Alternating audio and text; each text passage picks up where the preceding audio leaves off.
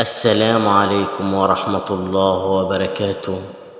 معكم أخوكم إيهاب شعبان من قناة أدعية من القرآن. في حلقتنا النهاردة هنتكلم عن دعاء الشفاء.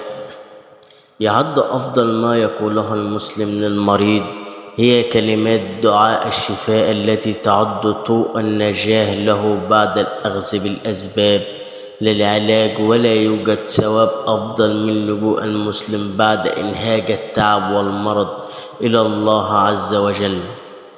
ويعد دعاء الشفاء والفرج من الأدعية الكثيرة التي وردت في السنة النبوية، ويستجب أن يرد المسلم دعاء الشفاء والفرج لغيره من مرضى المسلمين، وأيضا قراءة سورة الفاتحة على موضع الألم ففيها شفاء بإذن الله تعالى. وعن أبي داود عن أبي الدراء رضي الله عنهما قال: سمعت رسول الله صلى الله عليه وسلم يقول: من اشتكى منكم شيئا أو اشتكى أخاه له فليقل: ربنا الله الذي في السماء تقدس اسمك، أمرك في السماء والأرض كما رحمتك في السماء، اجعل رحمتك في الأرض، واغفر لنا خطاياي أنت رب الطيبين، أنزل رحمة من رحمتك وشفاء من شفائك على هذا الوجع فيبير.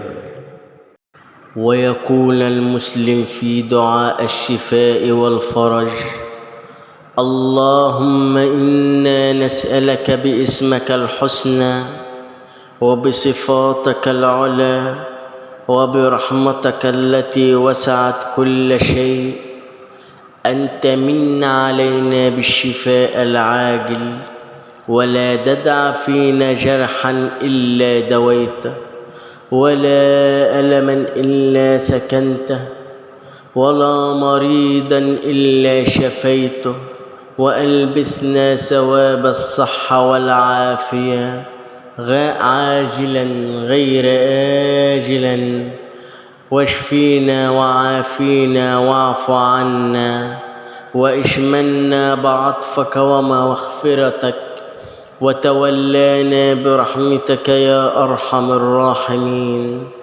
اللهم اشف مرضانا ومرضى المسلمين شفاء لا يغادر سقما. اللهم يا من تعيد للمريض صحته وتستجيب دعاء البائس اشف كل مريض. اللهم يا مسهل الشدائد، ويا ملين الحديد، ويا منجز الوعيد، اخرج مرضانا ومرضى المسلمين من حلقة الضيق إلى أوسع الطريق. بك أدفع عن المسلمين ما لا يطيقون، ولا حول ولا قوة إلا بالله العلي العظيم.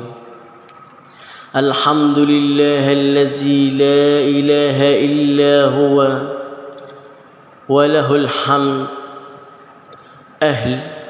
وهو على كل شيء قدير. وسبحان الله الذي لا إله إلا هو، الله أكبر، ولا حول ولا قوة إلا بالله.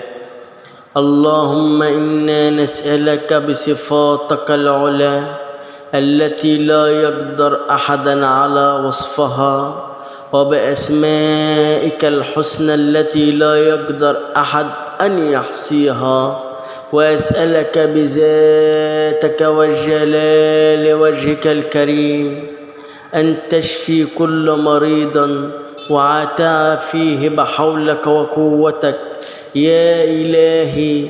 اسمك شفائي، وذكرك دوائي، وقربك رجائي، وحبك مؤنسي، ورحمتك طبيبي ومعيني في الدنيا والآخرة. إنك أنت المعطي العليم، لما أنت المعطي العليم الحكيم. دعاء الشفاء والفرج والرزق يعتبر من الأدعية المهمة، حيث منح الله عز وجل للعبد نعمة الدعاء، وهي من أسهل العبادات وأيسرها. ويمكن للعبد أن يدعو الله عز وجل في أي وقت أو أي قرب، ويستجب للمسلم عندما يشعر بالضيق أو المرض أو قلة الرزق أن يدعو الله عز وجل بدعاء الشفاء والفرج والرزق. كما أكد العلماء أن الإلحاح في الدعاء من السنن الحميدة والمطلوب عند الدعاء. قال تعالى في كتابه الكريم: وإذا مرضت فهو يشفين. كل شيء بيد الله، المرض والشفاء منه والرزق والبركة. سبحانك اللهم يا إلهي أنا عبدك الذي تمسكت بحبل لطفك.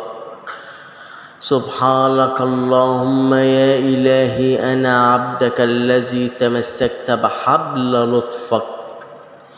دعاء الشفاء والفرج والرزق يعتبر من الأدعية المهمة، حيث منح الله عز وجل للعبد نعمة الدعاء، وهي من أسهل العبادات وأيسرها. ويمكن للعبد أن يدعو الله عز وجل في أي وقت أو أي قرب، ويستجب للمسلم عندما يشعر بالضيق أو المرض أو قلة الرزق أن يدعو الله عز وجل بدعاء الشفاء والفرج والرزق. كما أكد العلماء أن الإلحاح في الدعاء من السنن الحميدة والمطلوب عند الدعاء. قال تعالى في كتابه الكريم: وإذا مرضت فهو يشفين.